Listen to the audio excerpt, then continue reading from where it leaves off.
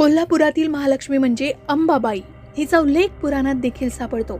ही 3.5 शक्तिपीठांपैकी एक आणि 51 शक्तिपीठांपैकी एक आहे. देवी सतीचे 3 नेत्र येथे पडले होते असंही म्हणतात. येथे महालक्ष्मीचा निवास असल्याचंही सांगण्यात येतं.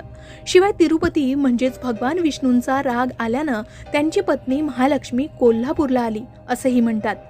इथे वर्षातून एकदा महालक्ष्मीच्या मूर्तीवर सूर्यकिरण पडतात. या मंदिरात अब्जावधींचा खजाना लपविण्यात आल्याचंही काही जण सांगतायत. हा खजिना 3 वर्षापूर्वी उघडण्यात आला होता. तेव्हा सोनं, चांदी आणि हिऱ्यांचे दागिने यात असल्याचं समोर आलं. याचं बाजार मूल्य अब्जावधी रुपयांचं आहे. शिवाय मंदिराच्या खांबाशी निगडीत एक रहस्यही आहे.